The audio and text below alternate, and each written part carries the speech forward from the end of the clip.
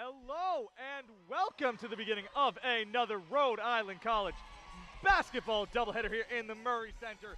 Jake Elmsley alongside the late coming Jordan moment here as the Rhode Island College Anchorwomen are here to kick things off as they take on the 20-3 UMASS Dartmouth women's basketball team.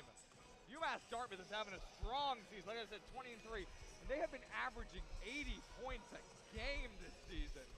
And they're on a 10-game winning streak, excuse me, 9-game winning streak right now. But there's still some good news on the RIC side of things. The Anchorwomen have recently broke their 10-game losing streak on Monday at Western Connecticut State when they beat them 91-66. They had 4 girls scoring double-digit points. Hopefully they're able to keep up that kind of performance again today against what is going to be the strongest opponent they faced so far this season. Yeah, they kind of need to keep up that performance. It's not a matter of if. I mean, they need to. Exactly. Essentially. And with all that, we're going to turn it over to the PA system for the national anthem and some starting lineups here on this wonderful Valentine's basketball day. For tonight's game between the University of Massachusetts Dartmouth Corsairs and the Rhode Island College Anchorwomen. At this time, please rise and remove your caps as we honor America with the playing of our national anthem.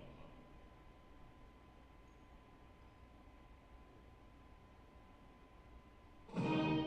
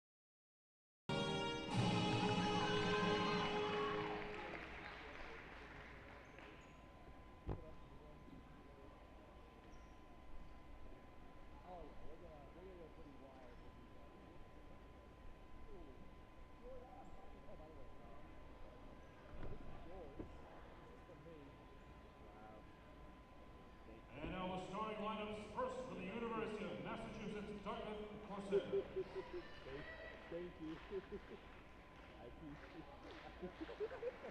At guard, 5'5" sophomore, number 22, Ashley Brown.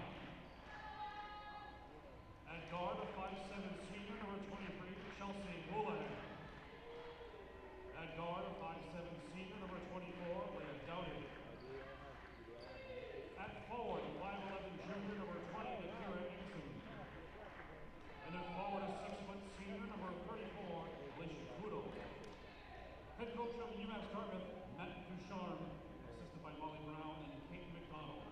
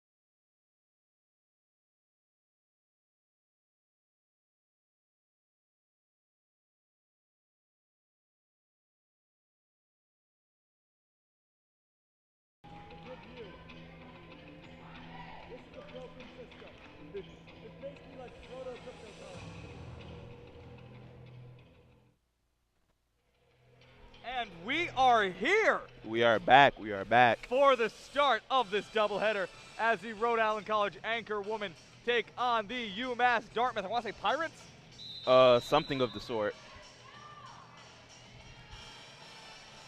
As they take on the UMass Dartmouth Pirates. And it's a tip-off. It is won by number 34, Alice Kutil. She has passed up to 23. Houlihan. Okay. And a steal is made by Ornella Livramento. She drives. She she's went in, coast to coast. And Ornella Livramento takes it all by herself. All right. They got some groove coming in here. That's the start they're going to need as the ball gets passed on the basket to number 26? No, number 20. Nakira Examund, the freshman out of New Bedford. The junior out of New Bedford. Ball winds up with Brooke Young in the corner. She gets it over to Sierra Stewart. Stewart with it over to DeCristofaro. DeCristofaro, nice screen set by Stewart. DeCristofaro drives, gets in the corner to Rivera. Rivera takes the three, and Rivera's off, but a rebound by Livramento. Second chance bucket opportunity coming. She passes it up to top of the key to Rivera. Rivera backs up in the half court. She's being guarded by number 23, Chelsea Houlihan. Stewart's got the screen, doesn't work. Oh, but Rivera with a nice move, able to get around it and put that one up and it misses. I got all excited for nothing. I like the move though, but she needs to finish. Still a nice move though, early, able to create space. Pretty easy as it's put up. Excuse me, they have the Corsairs. Can I pronounce that word? Corsair? Yeah. Corsair. It's like a pirate, but like less like rapey. But interesting. Yeah. Interesting. It's more like noble. Like As it is it though, being taken out by Ashley Brown. Brown underneath the basket to Examund, an easy bucket there. that was a lapse in coverage there. Yes, absolutely. Ball now being handled by the captain, Jessa Rubera. Jordan Govan, the leading scorer for the Anchormen, still out with some sort of arm injury, perhaps a shoulder. Well, it's definitely an arm injury because her hand's in a cast. So I assume maybe. As DeCristofaro gets the feed from Livramento and drives from the baseline. So I assume something forearmish, wristish. As Brown goes, Brown drives it in and one. No, that's going to be against her. Ooh. But Sierra Stewart is down Livramento is down on the ground, and that would be not a good loss for the anchor woman early in this game. Livramento by and far been their best all-around player, I'd say, throughout most of the season. So to see her go out when they're already losing Govan, they're already to lose their second leading scorer now, and she's still down on the ground. She hit the floor hard. I don't know if she hit her head or she hit her, or she just fell on her back and got the wind knocked out of her. Looking like she got the wind knocked out of her. Yeah, she's keeping her eyes closed, though. Yeah, that's not a good sign either way. Coach Cosgrove doesn't have anybody standing up, though, so looks like she's anticipating Livramento being. Nope, Brillmeyer's getting up. Excuse me. It's a little bit of a delayed reaction. That's what Brillmeyer's getting up, so losing Livramento early would be not good. Livramento already with a basket, already with an assist. Yeah, already with a steal. Less than 2 minutes into the with a steal as well. She's got enough. 2 rebounds, excuse me. It'll be a huge loss now, and she's going to be sitting out. She looks okay, though. Yeah. Walking under her own power. Yeah, probably just got the wind knocked out of her. She's rejoining the huddle, but she's going to be going to the bench. So Jessica Brillmeyer, number 44, had 17 points and 8 rebounds Monday night against Western, whoever they played. Western Connecticut. Against Western Connecticut, yes. So it's now going to be handled by Jessa Rubera. Yeah. So getting the wind knocked out of you is like one of the most harmless, scariest thing you can go through. Absolutely.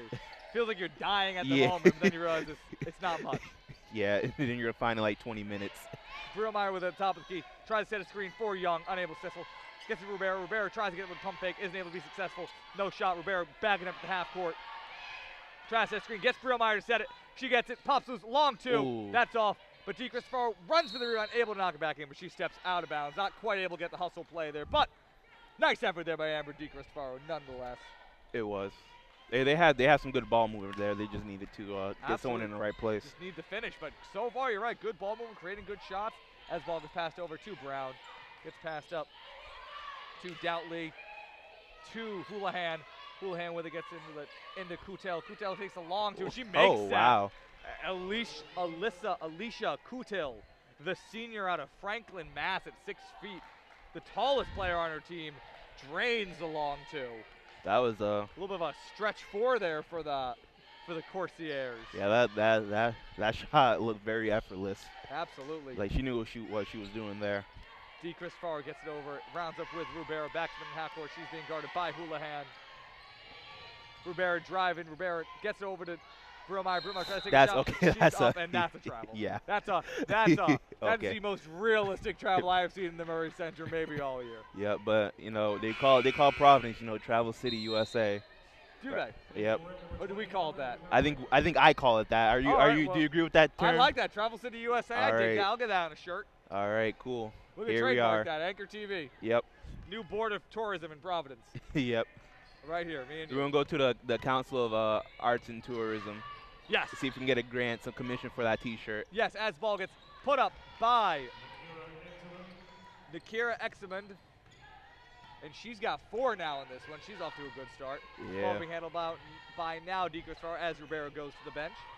The Yank woman down by 4 with 6:20 left to go in the quarter. Gets it up to Brooke Young. Young with a nice little dribble move. Young tries to get the penetration, unsuccessful. Little, not sure if it was a wise decision to try to put up as it's blocked by Kutel. No, but that wasn't a smart play. No, it's Kutel tries to grab, but she is She stepped called out. for a foul. Yeah. Oh, okay. Yeah. Stepped out. Didn't even see her. She wouldn't have a chance to do that. Bit of an Yeah. oversight there as the ball is now to be inbounded Yeah. by Deacon Farrar to Brooke Young. Young without, but she gets back to Deacon Farrar. Deacon Farrar will be the one who brings the ball up here. Livermento, she's back in, so Oh, you're right. Very Just- good observation. just the Astute. wind. Astute. So Livermento's completely fine. Nice step. They're going to need her. They're going to need the scoring from her. As it gets fed underneath her and That's called for some kind of penalty, and it's going to remain the Yank women's ball, though. I don't. Reaching call there. Okay. So, going to remain the Anchor women's ball here with 5:51 left to go in the first quarter of play. Yep. Ball winds up with McCaffrey. But I definitely like what the anchor women are doing, getting more into the screens, stuff like that. Just Yes, trying to create spacing. Absolutely. As it gets fed to Brooke Young at the top of the key. That's up. That's out. And that's going to be. Yeah. Sort of like that, like those open looks, but Yeah, they you need to drain those they'll baskets. need to- and we saw last time we saw them when they faced off against Southern Maine, they were generating good shots. We had trouble getting them in. Yep. That's a nice feed over the Oh, top man. to Examond. Examond, the Egg woman can't let plays like that get up either. No. And she's got 8 already in this one. She Yep. scored almost all of their points. Yep. She's going to be a problem. Absolutely, they're gonna need to find a way. It's been the same shot every time it seems like. Yeah, that download sort of like. As Deacon Farrar drives, unable to convert on that Yep. one. But yeah, it seems like it's been the same exact shot every single time. No fail. And, As Kutel now gets that exact same shot. They have one play and they're just gonna keep running it. Yeah, they need to keep some eyes under that basket. They It need seems to. like I think almost every basket they've had, except for the long 2 by Kutel, has just been somebody Yes. standing under the Yes. basket. Yeah, someone down low. Under the basket to the right side. Yeah. Oh As man. Brooke Young's pass. Her and Margaret McCaffrey not on the same page there, so it's going to be the Corsairs ball. Yeah, they need a. I don't know. The anchor woman, their offense, it's kind of there. They didn't even make shots, but on defense, they sort of, I don't know. They need to back off people, run some zone. Yeah, what are they going to do? Or get their assignments down right. What are they going to do if the Corsairs try to run a second play? I don't know. They have to make adjustments to that one. Yeah, so, yeah, they It's all about adjustments. absolutely, they got to, yeah, they got to worry about that. I mean, they can't let the other team score all their points off of one singular play. Yeah. Or especially in the paint like that. No, so they definitely need to find a way to stop that. And it seems like a simple play, but maybe they're afraid of the spacing. I mean, obviously UMass Dartmouth has been able to generate a lot of points. Obviously they have Kutel who can shoot from the outside. Maybe they're afraid of the spacing this team has, but hopefully Coach Cosgrove gives them some kind of new idea, some kind of fancy-schmancy adjustment here. I don't know, but they got to do something differently. Yeah. Maybe a lot of things differently if they want to not let this one get away from them early. So I don't know. I don't know. Does like UMass Dartmouth, do they have like a very solid like forwards and like guards? Like, do they have a very good front court? Because that seems to be what the anchor women, they seem to be paying attention to like the most. Sort of like. Look at the numbers. They've shot the ball 45% from the field. Yeah. 33.7% from 3, so they've had the spacing. They've had it all. Yeah. Seems to be So I guess if you're going like if you're playing against a team that can shoot well, I guess you wanna put them in the basket down low so you can get some sort of pressure. But I guess that's the strat. But obviously they're showing their ability to Yeah. convert, and also they haven't even taken a single one of their starters off the court yet. Oh, never mind, another half. Now they made time. They made the first lineup changes just now, so I'm not afraid to use that starting lineup early as ball gets over to Doutley. And their bench is pretty deep, too. Doutley passing over to Houlihan. Gets it inside to Kyla McCann, making her first appearance. That was a great defense. Yes, they finally stop a shot from the right side of the basket. Underneath the hoop.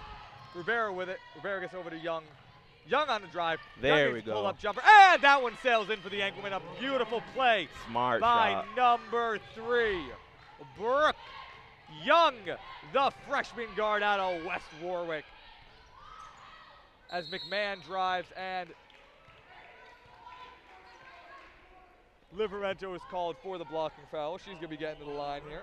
All right, we're learning the signs now. Yes. We're learning the signs. Very professional, just in time for the end of the season. Kyla McMahon, the guard/forward sophomore out of Hanover, Mass, standing at 6 feet tall. So another tall girl for this team. She puts that one up and out. Yep. So she's not gonna be able to get that one. So the Corsairs still with a chance to get to 13 here as I try to get my headset back on, and I get it back on just in time for McMahon to make that free throw. Maybe I should cut my headset off. Maybe that was what was distracting her. And the Yank women now find themselves down by 7 with 3:52 left to go in the quarter. Yep. Ball being handled by Jesse Rivera. Gets the ball in the corner to Livermento. Livermento drives. Livermento gets around, and Livermento gets that one in. Nice move by Ornella Livermento, and she's got 4 points in this bad boy. Gave her an inch. She took a mile. And the Yankees were able to stop another shot from the right side underneath the basket. Oh, that was sort of a silly play. She sort of just ran into 3 people, and they all just kind of turned around. As the ball gets, as the McMahon's able to handle the pass, and it dumps right into the arms of Livermento. She feeds under the basket to Rivera. Rivera puts that one up. Not a great shot attempt, but still the Yankees were able to convert the ball. I think she was better off just taking the shot instead of pump faking. But I agree. Seems like she might have thought that one overthought that one a little bit too much. Tried to use too many savvy vet moves. Yeah, and we got a kickball, I believe. Yes, I believe you're right on that one. As I remember to pause the music so that way we're not driving our people crazy.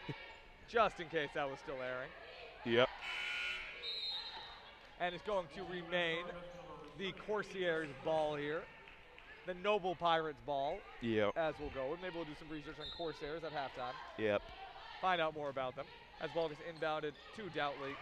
Doughty, not Doutley, excuse me. Ball winds up with Houlihan. They're calling, yeah. Coutel inside, right side of the basket, underneath it, layup.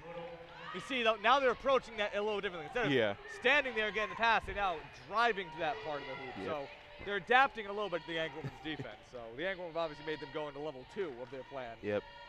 Ball being handled. It's the second form. Yes, exactly. Yes. Ball being handled. They found 18, still looking for 17. That was a nice move, I guess. It was a nice drive, but once again, you got to finish. Not converting, absolutely. Yeah, that's a reaching. Yes, that's gonna be a foul on Jess Rivera. And that's gonna be her first. Yep. And DeCristofaro is going to enter the game as Rivera is gonna sit now for the second time. Ball to be inbounded here by Chelsea Houlihan, the senior out of Wolcott, Connecticut. It's inbounded to Doughty. She passes it back to Houlihan. Houlihan gets it over the head to McMahon. 3-ball taken by Doughty, and she's able to crush that one. So I can see they have some shooters. Absolutely. Doughty, the 5'7" senior guard out of Framingham, Mass. As DeCristofaro's little, wonder why she's going with the bounce pass. Why she felt the need to do the teardrop over the head there. Yeah. What seemed like a simple shot. It seemed like the Angleman kind of overthinking their things. And there we go. That's how you make up for it. DeCristofaro races into the basket, and she loses it and gets a travel. Oh my God, that's something we've seen way too many times. Yeah, she should have just slowed it down. She never really had a handle on the ball. No, that's something, and she had to step on the other girls though too. Yeah. That's something we've seen a few too many times now is just Angleman players getting steals, getting fast breaks, and traveling before the shot. Yep. They can't be doing that. That's ridiculous. They can't allow. Oh, they left the man. Oh. As now Doughty takes the 3. Lucky she misses that one. As DeCristofaro is able to hustle in there and get it. Yep. Get the steal. Good play by her. She's being guarded by new entering to the game, Danielle Gonzalez from Pawtucket, a Rhode Island girl. as Brooke Young gets the ball, gets sprung free from the screen. There Able to we get that go. one up in the screen game. Starting to pay off for the Anchorman early here, and Brooke Young's got 4. 1:10 left to go in That's the quarter. And that's okay. That's a That's a hard travel. travel there on number 23, Jess Korzek out of West Brookfield, Massachusetts. Yep. It's like you know the podcast Crime Town. I do not. I'm know. gonna start. It's about Buddy CNC and his mayoral reigns and conviction, the rise and fall of Buddy CNC. But I'm gonna start a new podcast called Travel Town. Travels. Very good. Very good. We can do that. We'll just talk about travels in Rhode Island college basketball. Yep. People will love it. And maybe still probably talk about Buddy CNC a little bit. Yeah, a little bit. Margaret McCaffrey takes the 3 ball, off on the 3 ball, rebounded by number 15, Lauren MP. As jump shots taken. You gotta. Okay. As the Anchorman able to stop another shot from the right side of the basket underneath the basket. Yeah, but. Livermento with it. She's being guarded by number 5, Milligan. Ball goes over in the corner to Young. Young takes the wide open 3. Off on that one. shot. Absolutely. She gets another chance at it though. Decides not to take it. Ball in the basket to Briomeyer. There Briomeyer we gets go. it in. Nice ball movement there. I'm telling you, the Anchorman's ball movement is very good. As is 17 seconds left to go in the quarter. Smart basketball. Absolutely. Anchorman only down by 6. Ball being handled by Kozak. 7, 6, 5, 4. Ball goes over to number 14. She takes the 3 ball. She airballs that one. Rebound by Livermento. She tries to put it up, unable to. That's going to be the end of the first quarter as the Anchorman trail by 6 points, 18-12, with 10 to go in the half. Now, the Anchorman so far looking good in this half. Overall, I will say that, on this Valentine's Day, they're sharing the love with their ball movement right now. Yep, it's the game of love. Absolutely. And good to see that. They just got to start making some of those easier shots now, not having the dumb turnovers. Same things that have plagued them all season, but if they want to take down a team like UMass Dartmouth, a great team, one of the best teams in the league, I'd say right now, they need to be perfect. They can't afford to keep making those types of mistakes too much. Yeah. They got to turn it up. They got to heat it up. They got to tune it up. But in terms of defense, I assume UMass Dartmouth is the highest scoring team in the league if they're scoring 80 per game. And they're almost on pace to score 80 right now with 18 points in the first quarter. But if you're going to have such a high scoring team like that, they'll only keep them by really before, I assume they stretch out to big leads in the first quarter or within the first half and only be down by 6. They're really showing that they can at least play with them at least for now. Absolutely, they got to keep that up. Obviously they don't have the deepest bench in the world. Coach Cosgrove was very frank with us about that last week. Yeah. Last Saturday. Well, about how she doesn't have a deep bench. They got to be able to keep the energy up against this UMass Dartmouth team that has 15 girls going. I don't know how many of their players they play, but they had their high 5 girl playing minutes in the first quarter. So obviously they seemingly that's usually the last person to come off the bench. So seemingly they seem to trust the whole team. Nah, maybe she's just a hype. She's just a hype man. She's just a hype man. Well, I'm saying you don't usually see the hype man playing, so. Hey, maybe the hype's real. Perhaps. You may be right. As ball gets inbounded to Amber DeChristopher. If she can hype and she can ball, why not have both? Yep. Brooke Young feeds under this to Livermento. She's near the baseline. Livermento with it, bending over. Gets to Brooke Young. Brooke Young takes the long 2. Off on that one. That was pretty good shot off the rotation, though. Absolutely. They're creating these good shots. They just got to start making them. Yeah. And Young's had a habit this season of having rough first half. Nice block by Livermento, but right back to her, but Gutell's able to get it and drive and lay it in from where else but the right side of the back. Maybe they can't shoot it from the left side. Maybe the Corsairs just can't do it from over there. I don't think they've made a shot for left side. I know they've taken a couple, but I don't think they've made one. I can't even think of them taking one, if I'm being honest. Yeah, there was a floater over there. Oh, okay. Livermento drives. Livermento, nice bounce pass to Briomeyer. Gets in the corner to Young. Young with the pump fake. Young with the long 2. Young with the miss. I'm telling you, she's been rough. She has to make those. And right now she's leading the team with 5 points. She's 2 for 7 right now. She seems to have trouble making shots early on in the game. Yeah, UMass Dartmouth, they need to rethink that strategy if they're really going to try to make shots in a post with 3 people around. I wouldn't recommend that. That's not good for your health. No, but with the season almost over, maybe they're just doing it all right now as ball responds up with Christopher. 12 to go on the shot clock. She's pointing. Nice little double line screen set. She drives, Gets it over to Margaret McCaffrey. McCaffrey steps back into the three. Nice move. Missed, though. Unable to hit rim. Yeah. Does not reset. Oh, But Brillmeyer with with the the steal steal. on the hype girl. Livermento with it. Livermento takes the jumper. She misses on that one. And That was disappointing. missing easy shots. Yeah. Milligan drives. Milligan shooting from the left side. That's not how Corsairs do it. Nope. They They're- can only do it from the right side. They're all right-handed. They are taking it from the right, taking it to the left, taking it to the right. DiCristofaro with it. Thank you. DiCristofaro with it. Gets over to Young. Back to Brillmeyer, top of the key. Brillmeyer to Young. Young takes another three. And There we there go. she is. Maybe she's heating up early for this All one. right. Cutting the lead down to 5. She's got my heart right now with 7 points.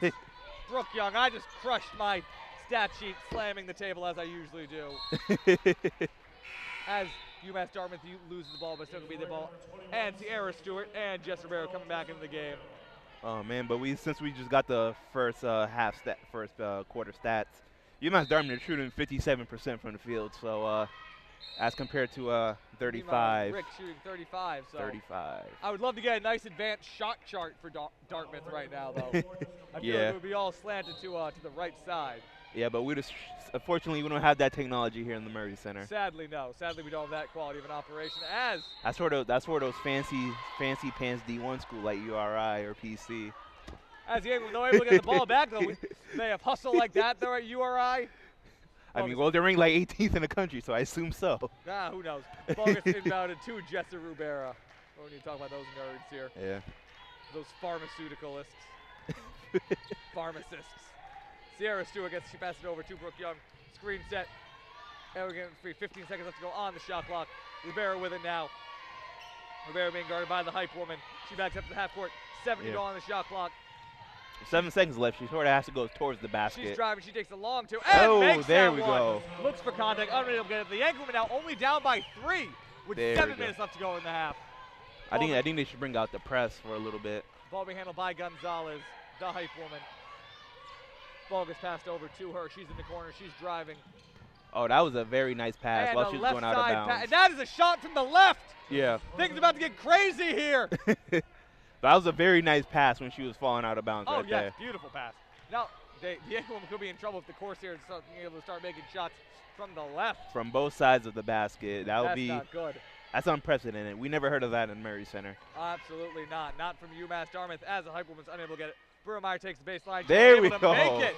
Showing off some range of her own. Damn. And Jessica Brillmeyer's got 4 points in this one. Big lady with the 2. So she can pull up on those baseline shots and Apparently, as number 5 takes a long 2, able to make that one. That was Caitlin Milligan out of Lakeville. And the Yankeewomen find themselves still down by 5. they need to keep track of all the players because she was wide open. Absolutely. Yep. Rubera on the drive. Rubera loses it. Going out of bounds. Still going to be the Yankeewomen's ball, though. Yep. Coming inbound it is DiCristofaro as Livermento comes back in.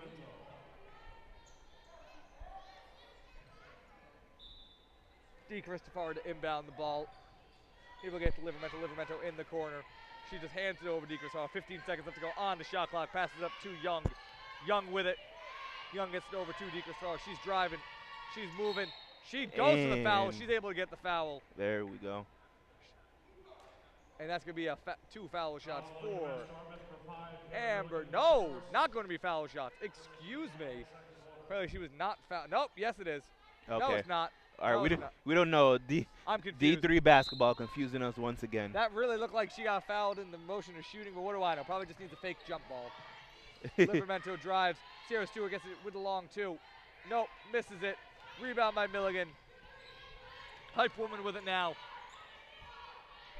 Hype woman passes it over to Milligan. Milligan gets it over to X-Men. X-Men to Kolarczak. There we go. And DiCristofaro tries to get it, but Kutel and right side of the basket. And it's in.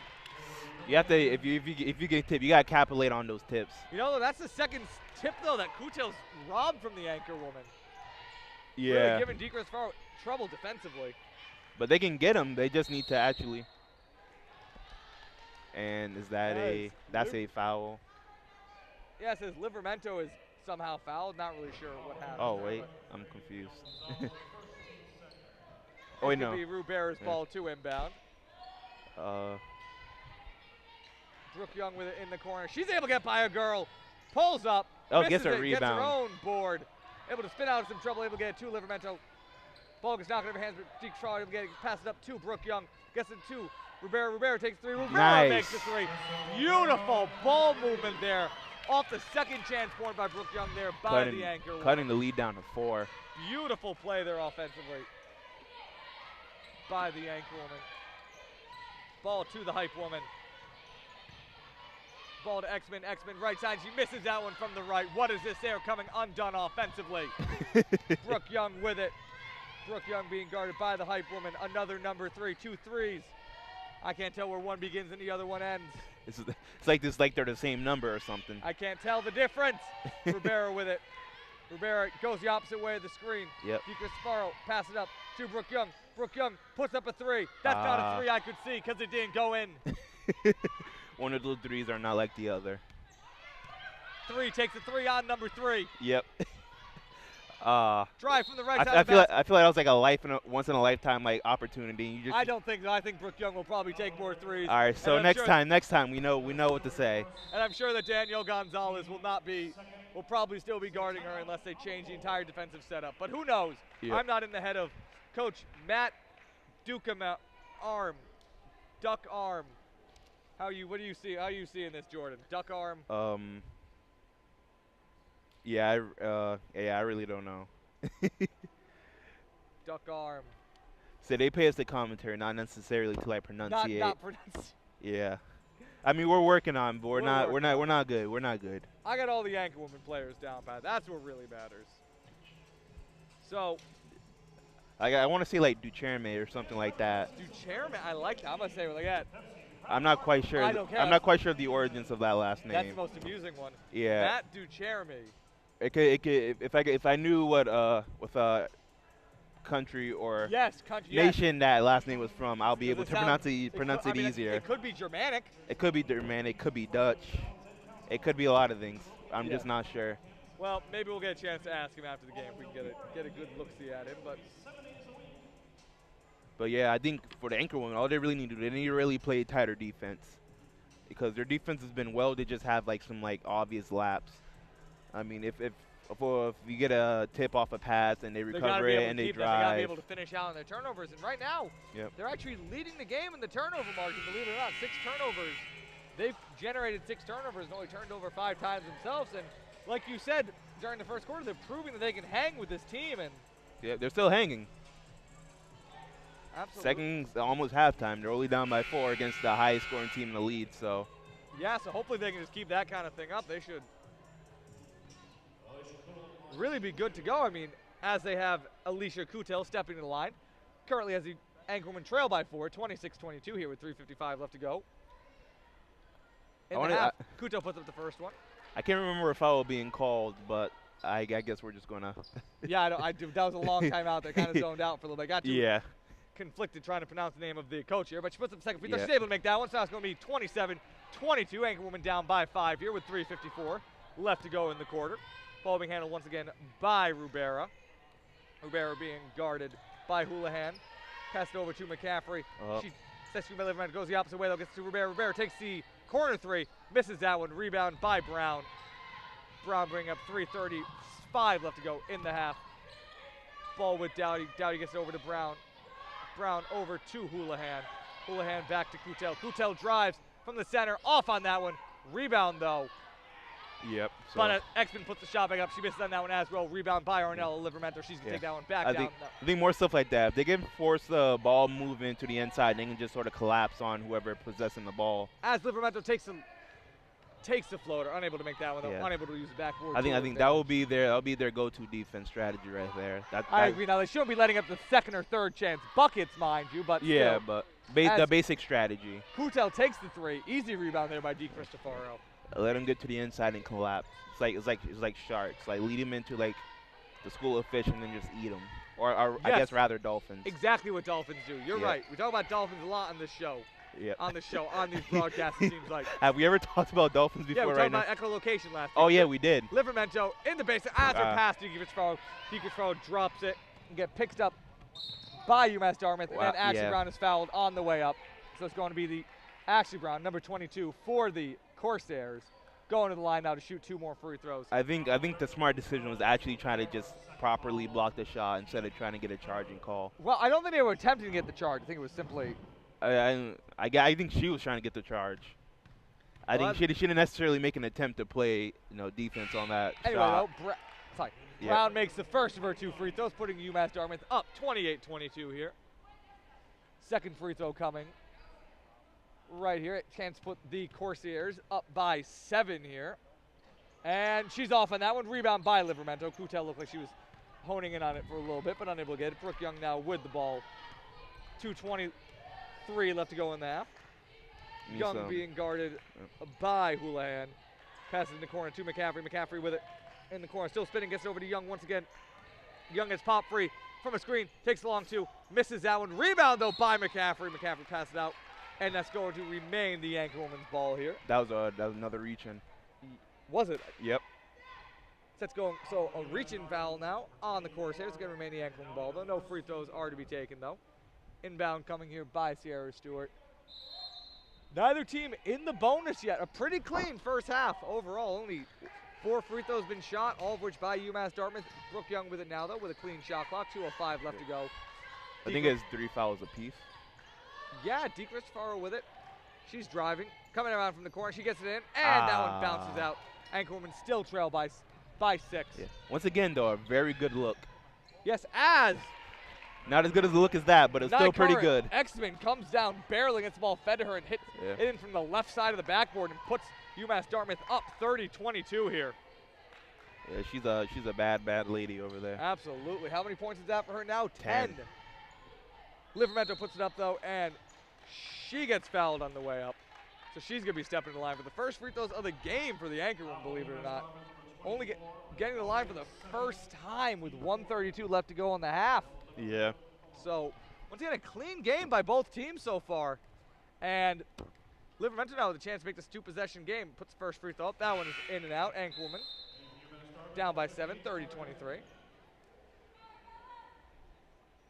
Second free throw coming here. All right, here we go. Livermento still waiting. Ref still conferring with Coach Durshamar. Could be French as well. It could be French. Finally, the second free throw's coming here now. Livermento with a chance to make this a 6-point game here. Yeah. Puts that one up, and that one bounced out. Anchorman still down 30-23. Ball inbounded to Ashley Brown. Brown's driving. Nice little pass by her into the corner. Dowdy goes to baseline. Goes top of the key, though. And I'm not sure what that call was. no, I'm not sure either, but it's going to be against RIC. Looks like it might have been some sort of blocking foul, and it's going to remain the Corsairs ball here with 1:22 left to go in the half.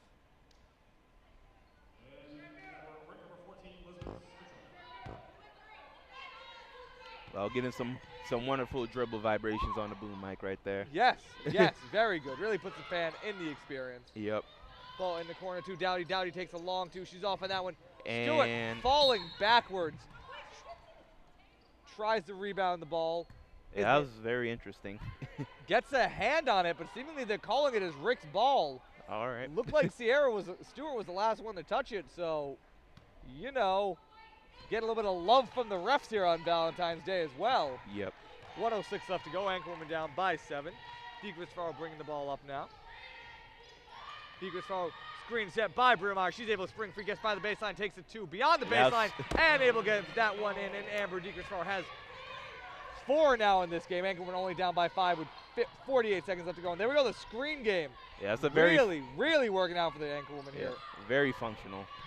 Absolutely, very functional. Able to enter society, able to get a job. See, stuff just like that. Force a shot inside, collapse. Yes, Dee Christopher is able to get a hand the ball. That's going to be the Anchorwoman's ball. The foul was called, and even though they didn't even need it, the shot was off, so the Anchorwoman, nice defense on the inside, and they're going to be getting the ball now with 33.7 seconds left to go in the half, down 30-25. Yep. As they face off against the University of Massachusetts Dartmouth here as part of a Rhode Island College basketball. They're in the bonus. Doubleheader. Oh, you're right. So Margaret McCaffrey's going to be stepping in the line here. I didn't even see that. Cutting the lead. Chance to cut it the lead to 3. Yes, and she makes first There we of her go. 2 free throws. And Second free throw coming there's in a chance right here. just a sliver of a moment. And that one goes up. And There in. we go. The Anchorwomen down 30-27 now with 33 seconds left to go. Chance to tie the game up going into the half, though, if they can get the ball back here. Yeah, and that would be huge. Not to get too ambitious, but It's possible. Brown with it, pass it over to Houlihan. Houlihan and Coach Cosgrove very upset about that call. Seemingly it was a 3-second violation there on the Anchorwoman. Yep. On Margaret McCaffrey, and Yep. Coach Cosgrove is livid as Alicia Coutel is going to be getting to the line here now with 20 seconds left to go in the half. Puts that first one up. That one is in. Yep. She said they needed to talk more, and communication is key. Yes, absolutely. Especially when playing a team like this. Yep. And just in life, Yeah, always key, Jordan. it's communication. Yes. As the ball is rebounded by the Anchorwoman, Coutel misses the second of her 2 free throws. And the Anchorwoman still only down by 4 with 15 seconds left to go in the half. Ball being handled by Dietrich-Frauer. Anchorwoman trying to set up the last shot of the half here. Dietrich-Frauer drives, gets ball over to Spitcha, and Spitcha's called for the travel. And break out the T-shirts. Travel City, USA. Break out the Cianci stories. It's Travel City, USA here in the Murray Center. Why go to Waterfire when you come to Travel City? Ashley Brown drives down the middle, and she's fouled on the way up. Yep, 600 Mount Pleasant Avenue, 02908, Travel City, USA. Oh, God. But yeah, Anchorwoman, they're having very good success on offense, closing the lead, but then just Yeah, kind of having issues here in the last 30 seconds, though. Ashley Brown putting that one up, and that one And, bounces all around before it finally decides to go, I'll go in. Yeah, I'll be a made free throw. yeah, the basket's showing her some love. So Brown able to make the first of her 2 free throws, put the second one up, also able to make that one. Ashley Brown, the sophomore guard out of Fairhaven. And the Anchorwomen find themselves down 33-27 with 2 seconds left to go. Dietrich-Frauer heaves that one up. It hits the backboard. That's about it. She flies into our desk. Doesn't quite get to us, so. Yep, that was close though. A little bit more to the left. She probably would have made that, but still, in terms of half performances, totally really be down by 6. Absolutely. I mean, the Anchorwomen, a little bit of an implosion there in the last 30 seconds, but still the Anchorwomen really showing their ability to hang with this strong UMass Dartmouth team. Letting up less points there in the second quarter, playing a stronger second quarter. Able to score more, able to let up less points, so they're keeping them off pace for 80, which would be huge, obviously, to not let teams score 80 points. So obviously, the Anchorwomen, so far, looking good here. They're generating good shots. Those shots are starting to fall a little bit early. If they can get some more of their scorers going, Brooke Young with a 3 for 11.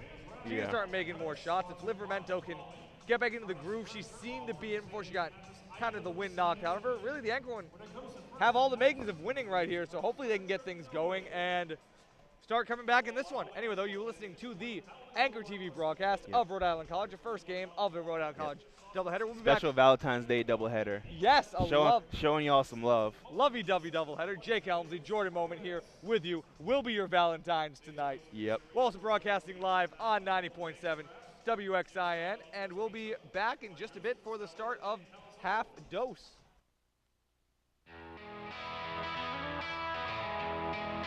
Can test them better. Schematically, they seem to know what they do. Now they just got to start executing at a little bit higher of a level, which we've seen them do a lot in the second half this season. Hopefully it's enough. Hope they need to also keep their energy level up, obviously, as UMass Dartmouth has a much deeper bench than the Anchorwomen, but both teams do, and they've had to overcome that all year. As ball is now here to be inbounded by number 24, Leah Dowdy, to Chelsea Houlihan. Nice of you to rejoin me here, Jordan. late both times, but it's all right. It's all right. We're here, and we're ready for another RIC basketball. As Ashley Brown puts up a 3-ball. That one's off.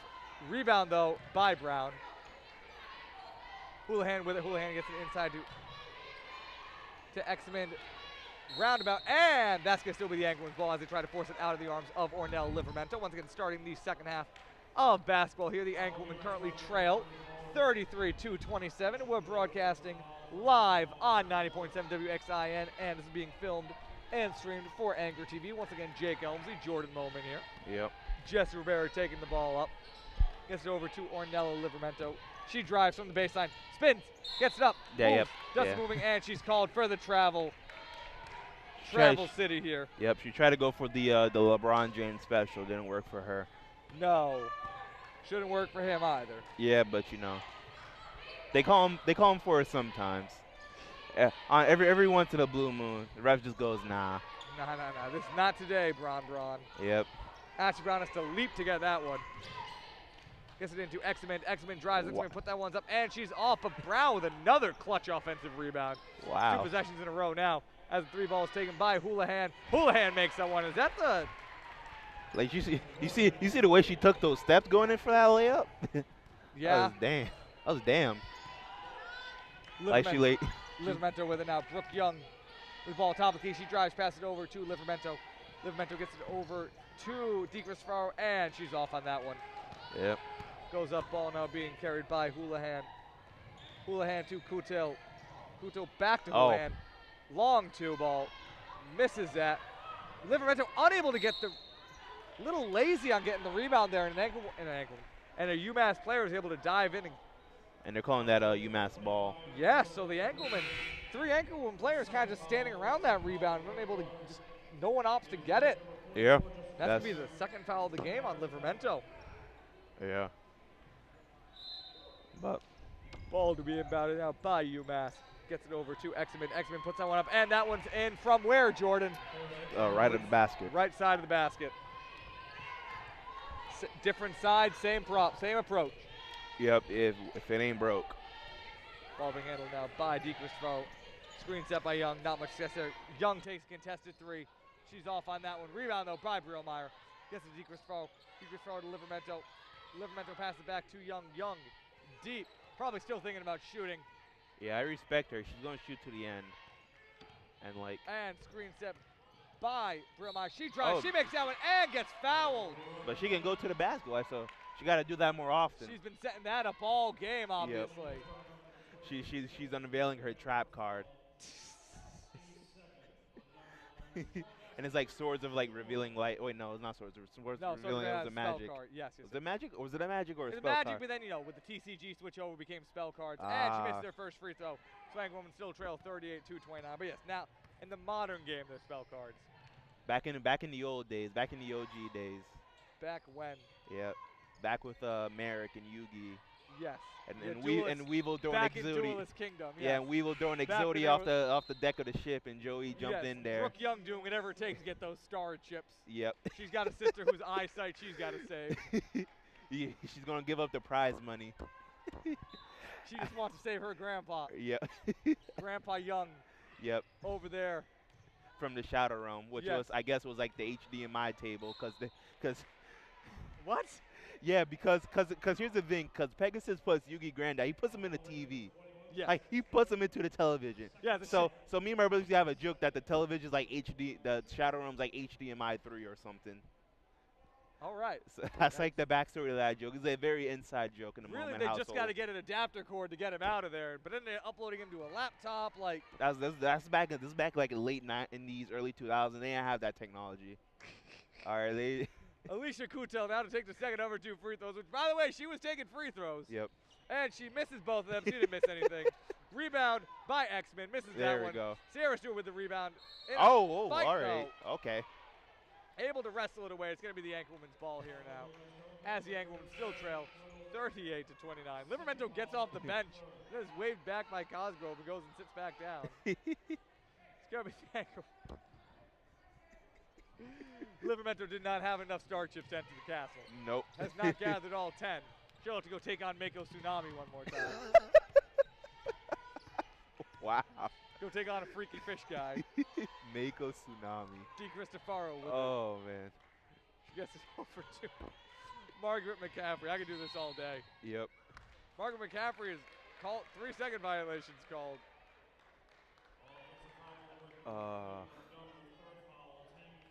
That whole arc was interesting. Yes, also that they did not know the rules of the game. Kind of like us with D3 basketball, but essentially. Yes, like if you have a field power bonus because we're playing in the woods, so all my woods monsters get more attack. Yep. You can't tell me that's not the rule. That's definitely the rules, that's but how it works. They ignored it. Yes. So anywho, Ashley Brown with it now. Passed over in the corner. to Doutley. Doutley to Houlihan. Houlihan back to Doutley. Doutley takes a three. Doutley misses the three. Livramento races for the rebound, gets that one, gets it over to Rubera. Rubera running, driving to the basket, loses the ball, but it's dribbled out of bounds by Houlihan. It's going to remain the Anchorwoman's ball, though. But the Anchorwoman having a lot of difficulties converting on the fast break here tonight. Yeah. I think if it's not work for them, they need to just slow it down. And they had issues with that last time we saw them as well. Yeah. So they need to slow something down there. Livramento drives, pass it out to Di Cristofaro. Di Cristofaro at the baseline. She's driving, brings out the top of the key, brings out near half court. She's being guarded hard by Doutley.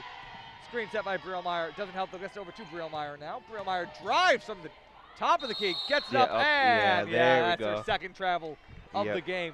Is not able to get that up fake right without jumping for some reason. Travel City, USA. Absolutely. Yep. But that one was clear as day. We can't make any snarky comments about that one. Nope. Chelsea Houlihan really gets it over to Doutley. Doutley back to Houlihan. Houlihan tries to get the step. Oh my God, but she's no good. Pass over to Doutley, who's out of Doughty, who's out of bounds. And Coach Duchemer not happy. Yeah, he's and Livramento is not able to inbound it. That's the mistakes we don't want to see. Absolutely. So those out of bounds call and then too slow to inbound. Yeah, that's very bad. They can't be losing possessions like this. Down by 9 with 16 left to go in the half. Playing against the superior team, and they're able to get to Brown in motion. That was a beauty, though. Able to get the ball to her on the cut, and the Anchorman now down by 11, 40-29. I said those laps in defense I was talking about. That's going. Those hurt. Nice ball movement there, though. Rubera gets around the screen, gets called for the push-off. Wow. Easy push-off call there. Yeah. And the Anchorwoman now making mistakes here in the third. Yeah, this is they don't have it quite together anymore. No, they can't afford to slip up like this. Yeah. I know I'm going to wind up saying that a ton now if they keep making mistakes. Yep. I know I'm going to keep saying that exact same phrase, but yeah, they. Like we don't want to start an avalanche. No, not here. Not in the Mary Center. Valentine's Day. Yep. Not in Travel City. As Doughty takes that one, and Livramento able to get a tough rebound. They call an over the back foul. Nope, gonna be the Anchorwoman's ball. So. Oh. It's actually going to be a foul on Houlihan, so it's going to be an ball. Livramento got to inbound this one fast. Can't afford to wait too long this time.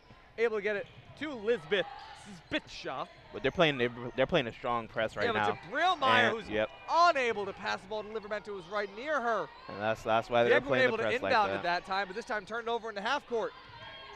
Three ball taken by Ashley Brown. She's off. Rebound by Livramento. Yeah, but you can't leave her wide open like that. No, Spitshaw open, takes. And shoots that one behind the basket. They call it for a blocking. No, she's going to be getting to the line. That was a foul on her on the shot. I was going to say, that shot sailed behind the basket. Yeah. That was a rec center shot right there. That shot was in a whole different building. Not in Travel City, USA. Nope. Spitshaw now coming to the line for this. Only this. 6th and 7th free throws for the Anchorwoman. She's able to make that one there, though. All right. Cut it down to a 10-point lead for the 10-point deficit for the Anchorwoman. Down 40-30 now with 5:07 left to go in the third. Yep. It's her first points of the game. Yes, it is. So Spitshaw finally able to spit herself onto the board. Second free throw coming here. And here we go. Up, and that's and that one here we go. Out. Basket showing people some love today. Absolutely on those three. That's the second free throw shot we've seen like that in this game. Yep. The Anchorwoman able to be on the receiving end of that one, though. Ball now to be brought up by Houlihan. I see the Anchorwoman. They're calling their mans, calling their position. They're pointing, going back to the basics. Yes, Cosgrove. But yet they still let a man get away from them. No, they don't. They're right there, though. Yep. No layup from the right side of the basket here. And Brooke Young able to get her own pass. Yeah. Almost lost the ball in the half court again. But they keep letting a guard get back on that slashing, running right across backcourt. They got to put a man on that body, absolutely. McCaffrey with it now. Yep. 10 to go on the shot clock. Ball being handled by Di Cristofaro. You have 6 seconds. You need a. She's fighting him. 5, 4. She's driving. 3, 2. Heaves that one up, and that one hits the corner. Looked like that might have gone in for a second. 4:20 left to go in the quarter. Anchorwoman still down 40-31. Dowdy drives. Dowdy gets it to Brown. Brown to Dowdy. Brown driving once again. That left corner is completely open. And Yep. now even with 3 people there, though, they're able to get it from the right. Yep. But even now, she could have like definitely passed that one out, and then it would have been bad news. Absolutely, the anchor woman. I have to keep my headset on my face today. Yeah, you have some headset problems over here. I'm playing with my hair too much. Like, I'm just moving everything around. Anchor woman down by 11, 42-31. Brooke Young takes. Oh, that's a block. Blocked, absolutely. And Brooke Young can knock it out of a slump here. And that's the anchor woman's ball. All right, well. Lucky break there as Leah Dowdy is unable to corral the full court pass on the break, and the anchor woman are going to get a break there. Yeah. Yeah. With 3:38 left to go. But one thing I always liked about Yu-Gi-Oh! Was like when Yu-Gi actually like duels Pegasus in the finals, and like Pegasus pulls out Thousand Eyed Relinquish, and he's like, "Oh, I made this card just for this like occasion," and it's sort of like, "Damn, like you're gonna do that? Like you really just gonna make a card, a card that he couldn't anticipate because it didn't exist until like a week ago? Why don't you just make an instant win card? Like at that point, like if you can do that, yeah, pretty much. Why not just like make like Exodia in one card? Like yeah, you have that power, Pegasus. Like what? You're willing to cheat enough to make one card, but not willing to cheat enough to make a card that's an insta-win? Yep. Shout out to Thousand Eye Relinquish. Thousand Eyes Restrict. Oh, Restrict. Thousand Eyes Restrict was the fusion of Thousand Eyes Idol and Relinquish. Yes. Relinquish being a ritual monster.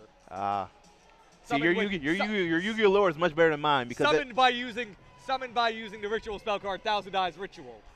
Which came in the Pegasus starter deck, by the way. Did it but really? Not Thousand Eyes Restrict. You had to buy that one separately. Actually, I have a tune deck of my own going. Do you really? More of an advanced tune deck, kind of a 2018 tune deck with new support.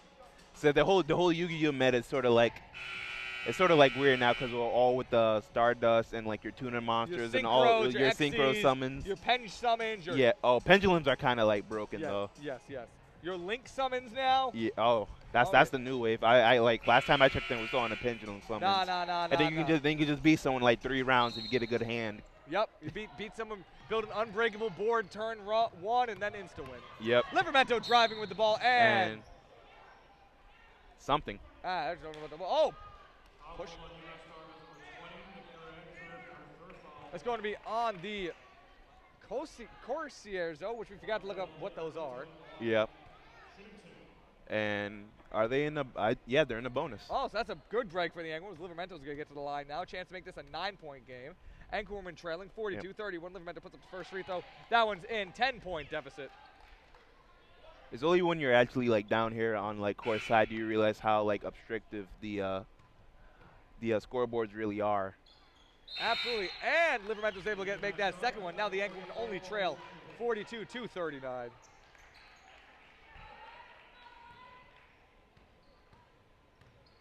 Ball being handled now by Houlihan. Houlihan gets it over to Brown. Brown with it, pass it over to Dowdy.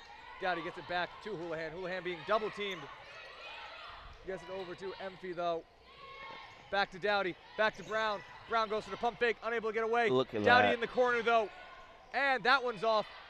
Rebound by Livermento. She's pushed out of bounds. And tries to pass the ball in, but it goes into the arms of Houlihan, and she's just able to lay that one up right under the basket. And that's how you lose basketball games. You have to be able to stick with that rotation. Absolutely. So the Anchorwoman though, good defensive setup by them for the most part. Brooke Young, by the way, able to get under the basket. Nice feed to Stewart.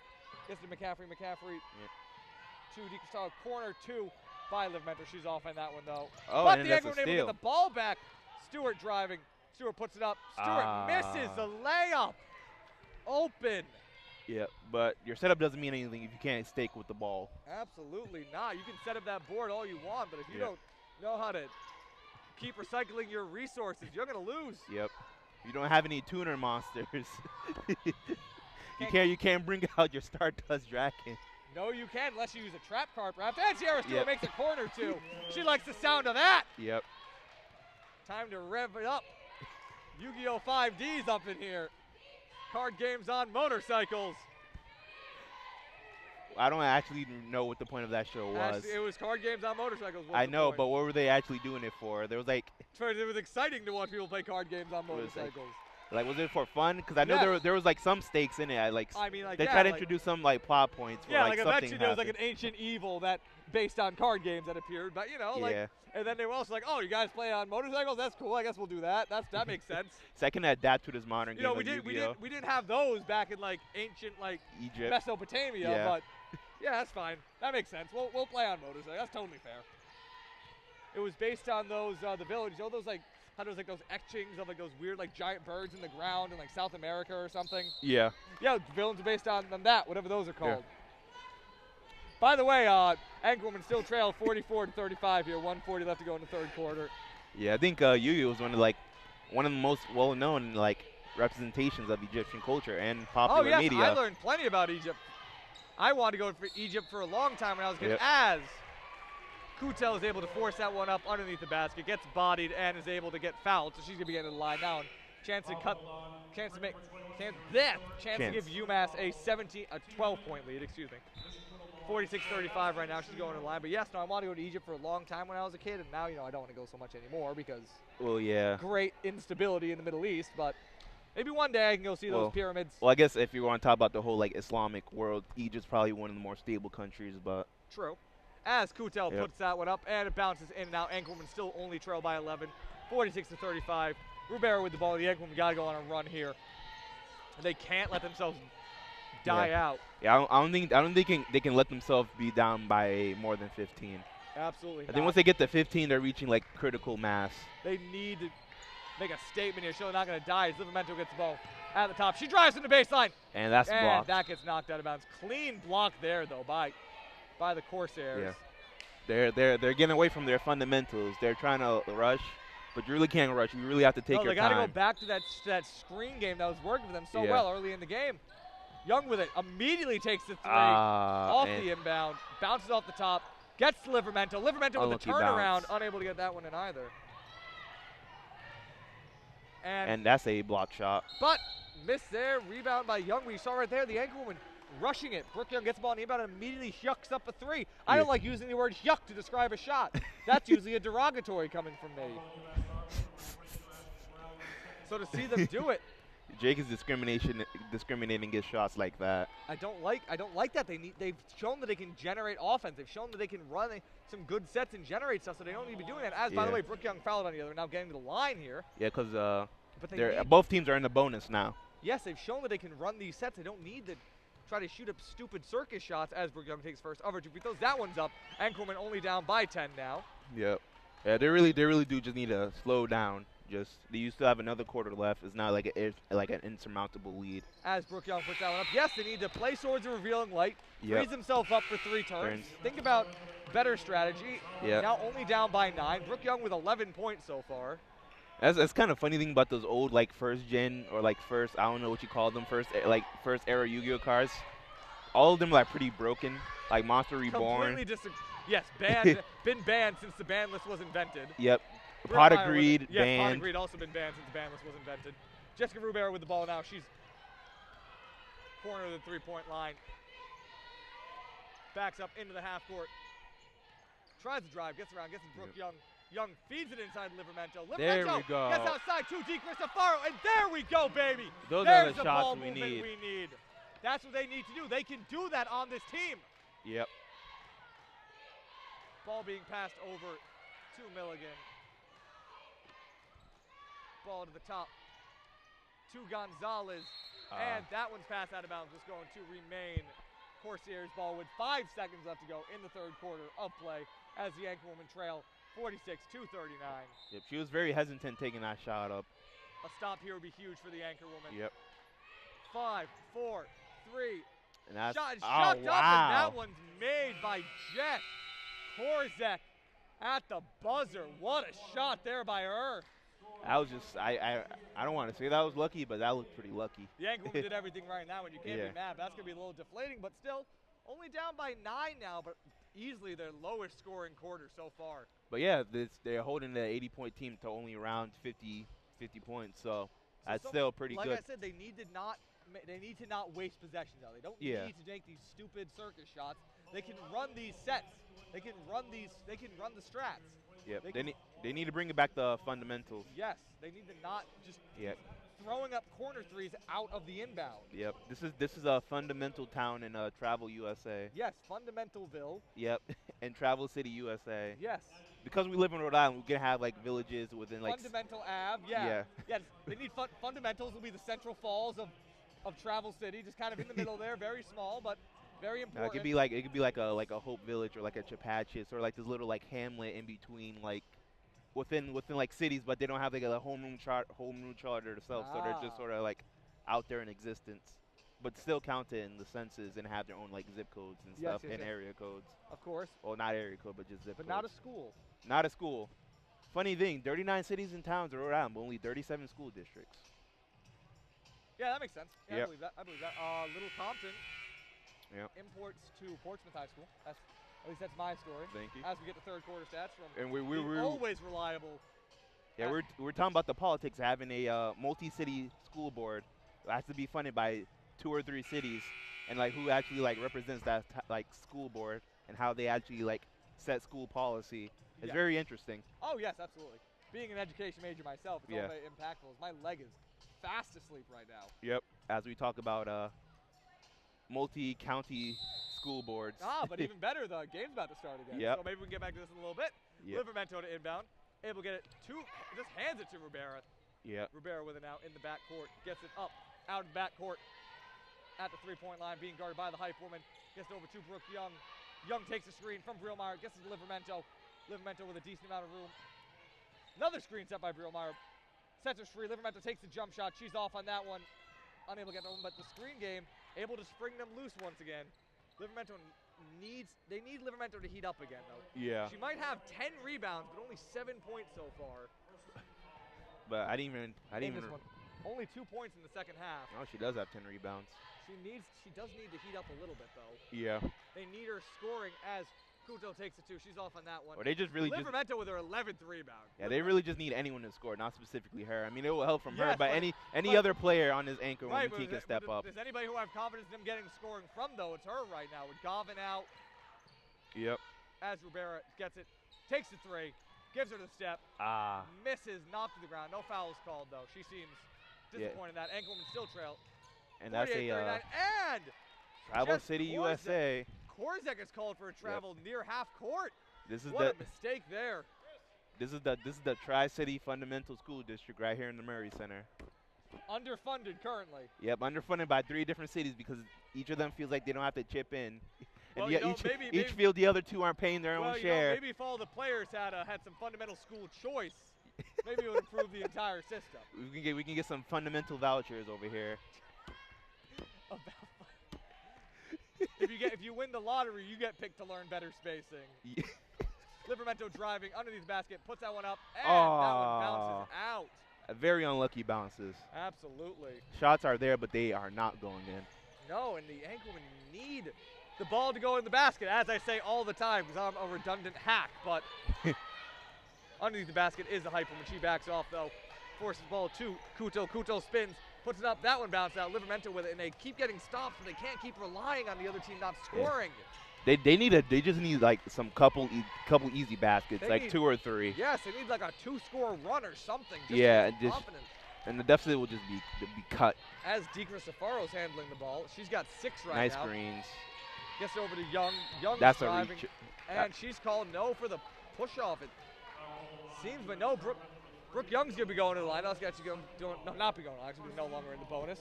That's gonna be a Yep. foul against the Corsairs, the Noble Pirates, as you told me. Yep. Ball to be inbounded by Deekra Safaro. Gets over to Livermento to the right side of the three-point line. Pass back over to Deekra Safaro in the half court. She's backing up. 20 seconds to go on the shot clock. 8 minutes left to go in the game.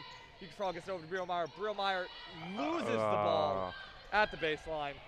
And an open fast break opportunity. Ball gets forced, and That's called for a foul. Korzek's not able to weave it in and out, but she gets fouled in the way, so she's going to be getting in the line. And the anchor woman, again, losing the ball. Turnovers killing them right now. So while Rivera, she has 4 fouls. So, So Jessa Rivera in some degree of foul trouble. yeah. She might have to sit down for a little bit. But with 7:51 left to go, the Anchor, I mean, they need to find their scoring. Yeah. She is sitting right now. Her and Brillmeyer go to the bench in exchange for Margaret McCaffrey and Sierra Stewart. But yeah, they're only down by 9. So, well, they're down by 10 now, but this is... As Korzek makes her second free throw, putting the Anchor woman down, 49-39.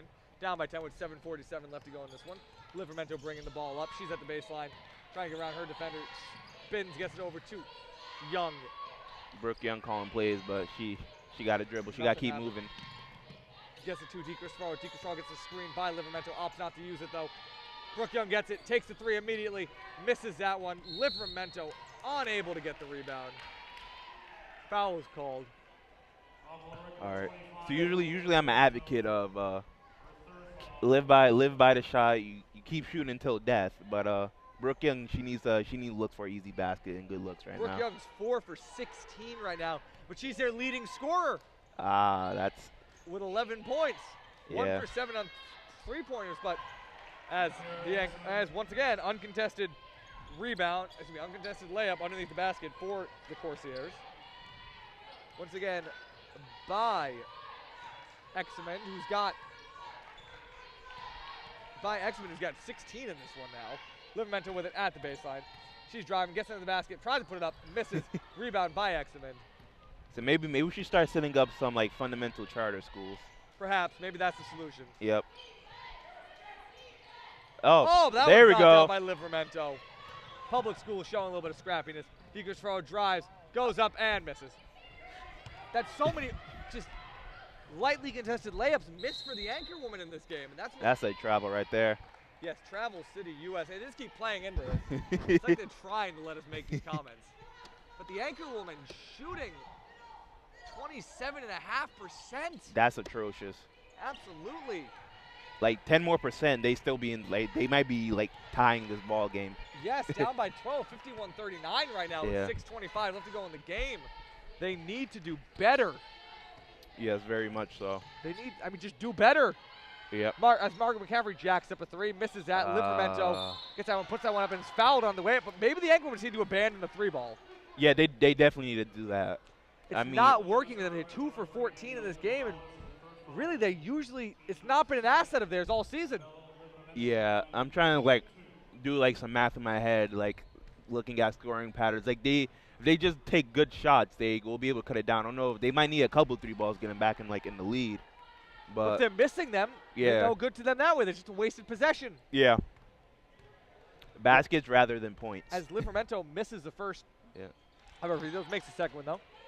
So Anchor woman deficit cut down to 11, down 51-40 with 6:13 left to go.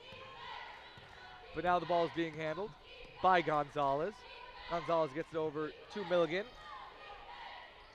Milligan and Korzek back to Gonzalez. Gonzalez to Exemen. Exemen loses the ball. There we go. DeCristofaro will track it down, get it to Stewart. Anchorman down by 11 with 5:50 left to go. Yep. DeCristofaro with the ball, bringing it down. Near half court now. So now it's bad because now they're on a timetable to see for how many slow possessions they can actually have. 15 left to go. Livermento gets it, turns around, gets fouled on the way up. She's going to the line again. There we go. And there we go. If they can force it inside, maybe that's the solution. Yeah. Because they can't keep jacking up threes. Yeah. Livermento now with a chance to make this a 9-point game. Chance to give herself a double-double as well. That's the third, fourth double-double in a row we've seen from her. And Livermento puts that one up, and that's an easy one. Yep. Anchorman deficit cut down to 10. Livermento now with another chance at a bucket.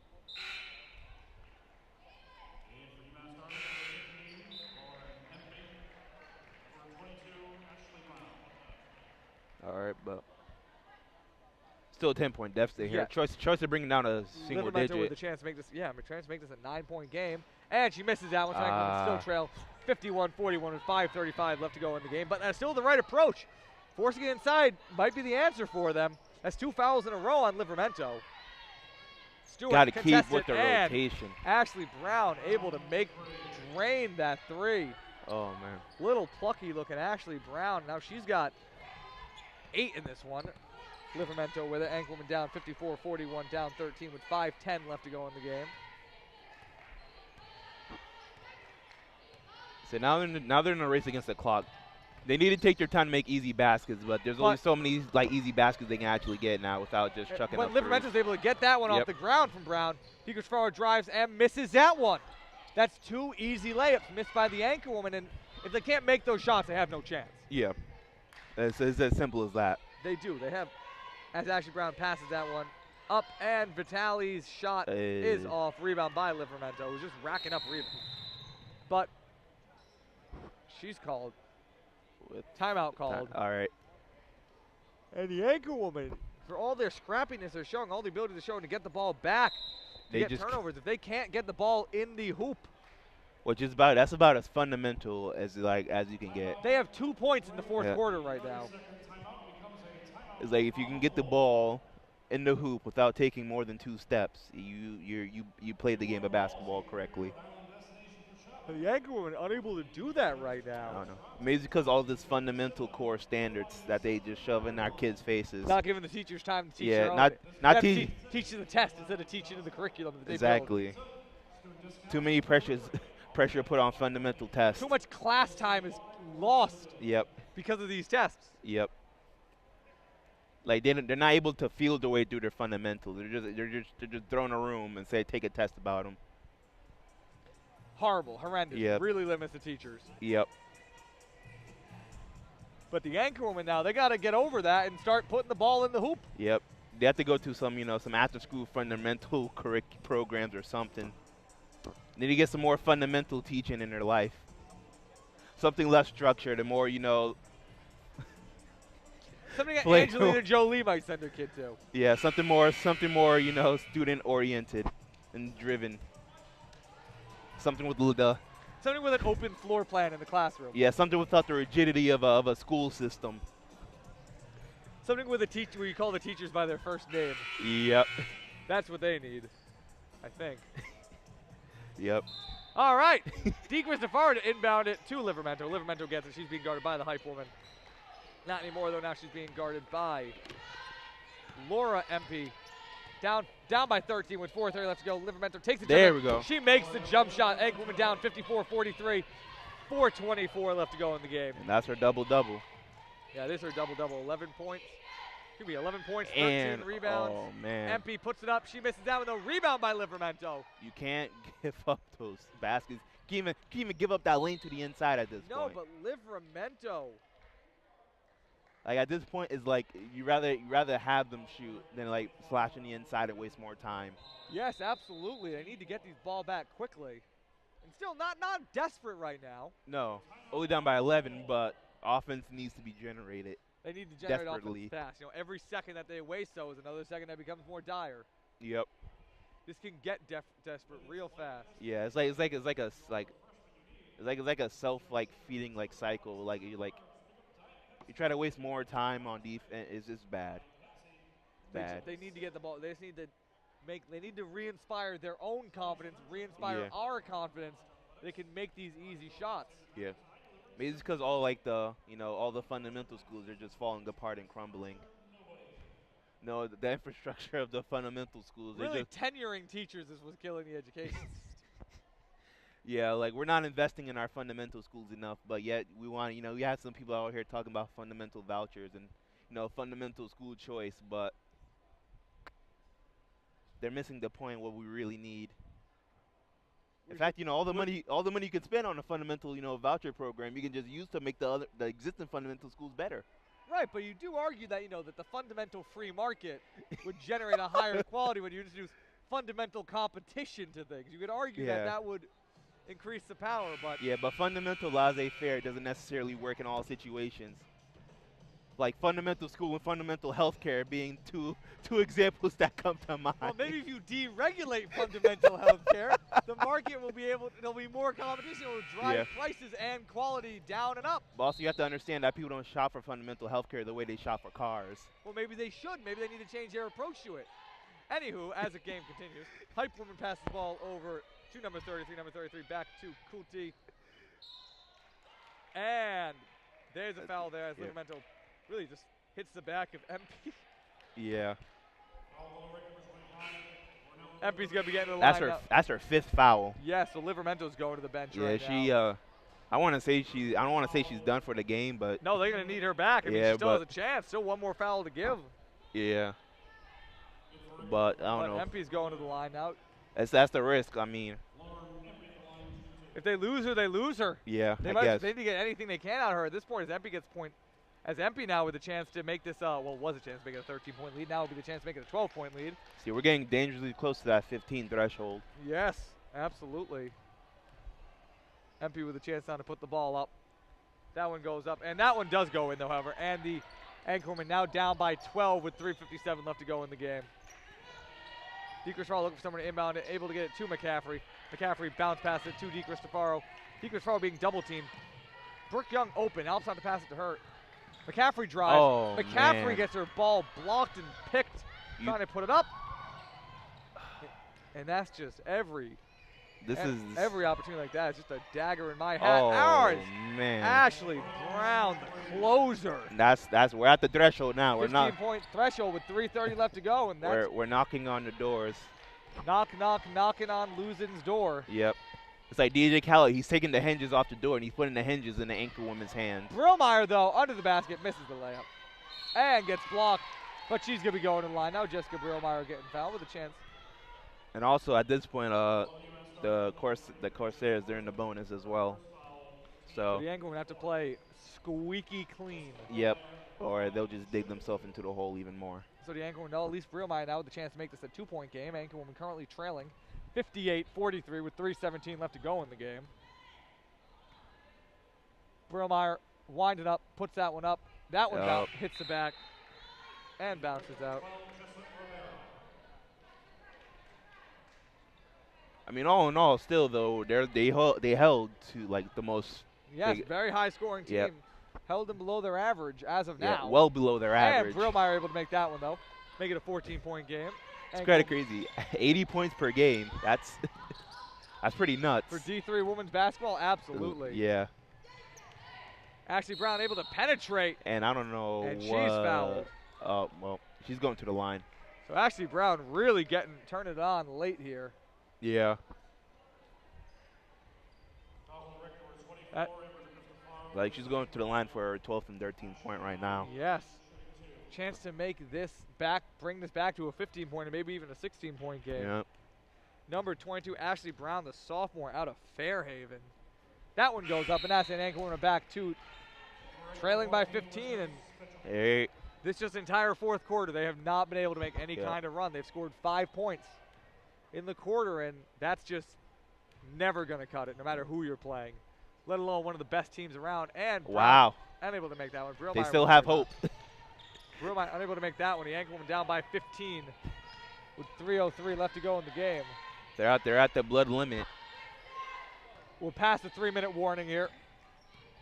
Rubera with it, takes the jump shot. That one's out. Air ball. If they can't score on offense, they can't win this game. It's as simple as that. No, and I don't think we're gonna be seeing a 15-point run here with 2:52. No. The Anchorwomen haven't shown anything to inspire confidence. Even getting the ball back. This is honestly frustrating to watch because they were playing so good and then they just completely fell apart. Yes, and maybe we talk about it now as a potential. Maybe it's windedness. Maybe not having as deep a bench as Rubera yucks up a 3. And then you let them make passes like that. Well, maybe it has to do though with being winded, not having nearly as many players to draw upon. I guess. Who knows? But whatever the difference, the Anchorwoman not looking great. As Vitale misses a shot, inbound, but the hype girl is able to pick off Brillmeyer's pass. Brown with it. She's waving. 2:16 left to go in the game. Anchorwoman trailing by 15. UMass just trying to waste time as Travel City, USA sends us another postcard. Yep. This is where we are, Travel City, USA. #1 tourist spot in the country. In the Murray Center. Yep, 600 Mount Pleasant Avenue, Providence, Rhode Island. 02908. Rhode Island College calls a timeout, down by 15, 59-44. So you visit the local fair like Donovan Dining Center, Cafe. Another local favorite, though, is Big Tony's Pizza. Big Tony Pizza, Home of Gangster Rap. Delivers till 4 a.m. to Rhode Island College campus. Call 401-490-0000. Yep. Big Tony's Pizza. So a gangster rap wouldn't be so bad right now. A gangster rap would really wash down this 15-point deficit Yep. pretty well. Yep. I'd trade 15 points for a gangster rap. Any day of the week. 24/7, 365, 366 on a leap year because those happen sometimes. Yes, they do. 366. Yep, 366. Yes. When was the last leap year? Last year. Oh no, 2016. Yeah. Okay. I keep forgetting 2017 was a thing. Yeah. I kind of just like. I said that something might happen in 2020 as though it was far away today. You were there. Yeah. I said maybe I'll still be at RIC in 2020 as though I was saying it was gonna be in a long time. I'm like, oh no, wait, that's in 2 years. Yeah. That's very rational. I definitely will still be here in 2020. Yeah. God, that Yeah. was. Where did the decade go? No kidding. I feel like the first like. I still do math based on 2010. Yeah, like their first 7 years, they're going by fast, and then everything's ground to a halt the last couple of years. I completely disagree. These years are going by like nobody's business. As ball is to be inbounded by Brooke Young, inbounded to Jessa Rubera. Ball with Rubera, gets it over to DePina. DePina the Young. Young puts that one up. That one's off. She's fouled on the way up, though. She'll be getting to the line. Yep. Chance to make this less of a loss. I mean, are we penciling this one in as a loss? We're penciling this in as a loss. Unless they go on like the run of a century. Yes. Which unless a little bit of Valentine's Day magic catches hold. Ooh, I could go for some chocolate right now. Unless someone decides, like one of the anchor women decided that they can imitate Reggie Miller or something like Well, Brooke Young already off to a good start, making the first of her 2 free throws. Maybe we got to start calling her Brooke Reggie Miller Young. Yep. Young Reggie Miller over here. Yep. Maybe not. That one's not going to stick. Nah. That one's really not going to stick. As Brooke Young puts up the second one, that one's off. Reggie would have made this first. Tries to get in there for the steal, unable to do it. Well, you know what? At least we can go to Target tomorrow, get some clearance sale chocolate. Yep. Valentine's Day, pretty excited for that right now. Sorry, do you have any plans after this wonderful doubleheader in Travel City, USA? Well, after the game, as the Crowstars try to put up a layup, unable to make that one either. And the ball, somebody almost had to take the shoe off as the ball almost gets stuck between the backboard and the rim. That would have put the icing on the cake for this day. Absolutely. As Hype Girl here, pass the ball inside. Have you noticed she hasn't taken a shot yet? She has not. You are right. As they able to make that layup, and DePina now to inbound it. And Valentine's Day plans. Yep. You know what? I was planning on inviting the lady over, surprising her with like a nice dinner prepared in the offices here in the Ducey Student Media Center. I was gonna have candles and all that, but then I realized that the logistics of that would just be impossible. Well, there's always tomorrow. You can probably get a better seat at a restaurant tomorrow. Get a more reasonable time for a meal. We're not going to be out of here till 9:30 because it's going to be a second game tonight. Yep. So there's always tomorrow or Friday. I also figured that lighting candles in the station might be a bad idea. Yeah. That might set off a fire alarm. So yeah. Not going to be doing that. But I will be going to. And I don't know if there's sprinklers actually in there. I don't know. And in the actual radio station, actually, I don't think I've ever seen a sprinkler in there. Who knows? We'll check later. But anyway, the Anchorwoman now, 45 seconds left to go. Anchorwoman trailing by 16. Ball being handled by some players who have not gotten a lot of playing time, which is obviously a sign that this one's over. As 21 for the Corsairs takes a three ball. She misses that one. Yep. Rebound by Spitcha. She gets the ball over to DiCristofaro. 30 seconds left to go. Anchorwoman trail 61-45. We broke the 15 threshold. All was lost. A while ago. Yep. You're not wrong. DiCristofaro handling it. She's driving. Puts that one up. Oh, that one gets blocked God damn. out of there by Lauren Empey. Yeah, I'm going to call that a game on that one. I called it a game a while ago. That just sends it home. Unless the Anchorwoman can manage a point a second here. They still wouldn't come back. They need a point and a half per second. Yep. DiCristofaro inbounds it. 14 seconds left on the clock. 10 seconds left on the shot clock. This isn't even going to be the last possession. Brooke Young gets over DiCristofaro. She drives from the left side. Puts that one up. Rebound by number 11, Leandra Busby, but she loses the ball. And doesn't matter. And that's going to be the end of this one. Crowstars just dribble that one out. And that's the end now. The Anchorwoman now are going to fall to 8-15, 2-11 in the conference. Well, this will actually not be our last time seeing the Anchorwoman, though. We'll be back here tomorrow night at 7 p.m. when the Anchorwomen are going to be playing a makeup game, a non-conference makeup game against LaSalle College. Or is it LaSalle? I think it's LaSalle. LaSalle College. So we'll be here. Stay tuned, though, because after this game, we'll be having the last Rhode Island College Anchorman home game of the season as the Anchormen take on UMass Dartmouth. But anyway, though, we're still here. What do we make of this game? The Anchormen played a very nice game. It fell apart in the second half. First half, the only issue was not making shots, but then started to have other sorts of problems other than making shots. So here they are as we are now coming up to interview Amber DiCristofaro. Amber in this one had 6 points, 2 rebounds, and Amber, obviously a tough loss, but you guys got off to a strong start early in the game. You had a little bit of trouble draining shots, but was it an issue of fatigue in this game down the stretch there, or what do you? I mean, obviously we have limited bodies. We're on quite the stretch right now of games being back-to-back. I think we have like game tomorrow. Yeah, 4 games in like a week, so I mean, it's definitely fatigue, but I mean, we can't fault the effort for sure. No, absolutely. I mean, the effort looks good. It just seemed like, now, one thing that we noticed that early in the game, for all things, some shots might not have been going out, but we felt like the offensive approach was very clean. I think set pieces looked very good, but it kind of seemed like guys, for a period when you started to get down in the scoreboard, it seemed you guys kind of went away from that for a little bit, tried to hurry up the offense too much. Was that part of the plan, or was that kind of maybe panic setting in, or what do you attribute that to? I'm not really sure. I mean, just try to get what we can. If we have an open look, then go for it. Try to attack, make them tired, get them into foul trouble. So, I mean, we try to attack and see what happens, I guess. All right, thank you, Amber. You're welcome. Thank you. Good game nonetheless, and you hear them, and you're right. It seemed like down the stretch, like I said, the Anchormen weren't able to play as tightly. They weren't able to play with the same amount of hustle, and that comes when you have, when you have 10 girls on the team and you're playing legitimately playing only 3 7 of them. Yeah. 7 or 8 of them compared to a team like UMass Dartmouth that's playing a 10-11 girl rotation. Yep. Has a deeper bench to draw from, so you're more likely to be easily fatigued. Yep. But the Anchormen, once again, I mean, to talk about the schedule. Yeah, and they shot atrociously. Absolutely. Towards the end. Well, we're about to get the final stats right now, but they're not going to be pretty good in terms for the Anchorwomen. We're going to be happy to take a good look. Take a gander at these bad boys here. And yeah, the Anchorwomen. 25%. Second time we've seen them when they've had just an atrocious field goal percentage. Shot 14.8%. They made 4 field goals in the second half. Yeah. But overall, they finished the game making a quarter of their shots. They scored 6 points in the fourth quarter. Yeah. If that's not fatigue, I don't know what is, Jordan.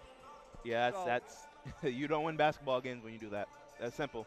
When you can't do anything in the second half, so I mean, they were able to keep pace with the opponent rebounding, able to play a good defensive game most of the time. They just not able to make a single 3-ball in the second half. 2 for 16 on threes. Yep. Thoroughly enjoying this future right now. Yes, future playing. Turn off the bootleg. Seems like they're playing the PA system in here very loudly. Yeah, but this is like one of my favorite Future songs. Well, I'm glad for that. Yeah. But you should be living in the present here. I know, but at this Anchorwoman as we do the post game for this Anchorwoman basketball game. Still waiting to talk to Coach Jenna Cosgrove. But the Anchorwoman, like we said, I mean, this is one of the greatest songs I ever heard the first time I heard it. But this is almost like 4 years ago. Anyway, though, the Anchorwoman with 7 players who played real minutes compared to UMass, who had 9 players who played 10+ minutes. So yeah, their benches isn't deep. So no, they're not gonna. I mean, they need more bodies. But even still, like with only 10 players to really potentially only go 500 on the year, that's pretty good. As we have stepping up, I mean, absolutely, as we stepping up to talk to us, Coach Jenna Cosgrove of the Anchorwoman. So obviously a tough one, but at least in the first half of that game, you guys were playing really. I thought it looked like an excellent game against UMass. But was this a matter of fatigue? Obviously, they have a much deeper roster than you guys, a bigger roster. It seemed like down the stretch you guys got a little tired there. I mean, that's a great team. I mean, they're undefeated in the conference. They're top 25 in the country. It's a great team. I thought we played, we played a great game. We hung around with them. We're going to have mistakes, but I mean, they only out-rebounded us by 2. They out-rebounded us by 32 last time we played them. So our goal was to do those little things, and we held them on to 35 at the half. I'm not sure many teams have done that all year. So I'm proud of our effort, and I mean, we would have had to play a perfect game to beat them, and we couldn't sustain it in the second. Now, something we noticed was, at least in the first half a lot, you guys were emphasizing the screen game a lot. Was there something about that you saw in UMass that made you decide that was the way to go? Because it seemed to be working very well for a while. Well, we have a lot of man sets, and we were executing. We got a little tired at the end. I'm not gonna. I mean, we were tired. We're not deep, so that seems to be some of our issues, and we made a lot of mistakes. But you know, I mean, I am proud of the effort. No, I mean, I absolutely looks good. Now, one more thing. It seems like this last couple of games, the three-point ball hasn't really been dropping for you guys. Is that something that you kind of considered moving away from, or is that something that you want the girls to stick with and take when it's open? We mix it up. We mix it up. So we got plays for that. I mean, Brooke Young has been shooting pretty well for us. I mean, there's some games where she's excellent. So I don't discourage it because you got to go inside out in order to get teams to defend you on both perimeter and inside. All right, thank you, Coach. You're welcome. Thank you. No problem. And we were just talking to Coach Jenna Cosgrove of the Anchorman. Positive things to say, and much positive from last time we talked to her. But I mean, fair to be positive. Once again, they hung tough with a. I mean, we're talking about like a team that averaged 80 points a game. So I imagine like we don't have the scores from the games UMass Dartmouth played. So I imagine a lot of teams don't manage to keep them to 61. Obviously. Yes, I mean, you might be negative in watching the game, watching it after they had it so close. But I mean, that just goes to show how good of an effort they had in the first half there. Yeah, there's definitely hope in this team. They just need more players next season. Absolutely. Anyway, yep.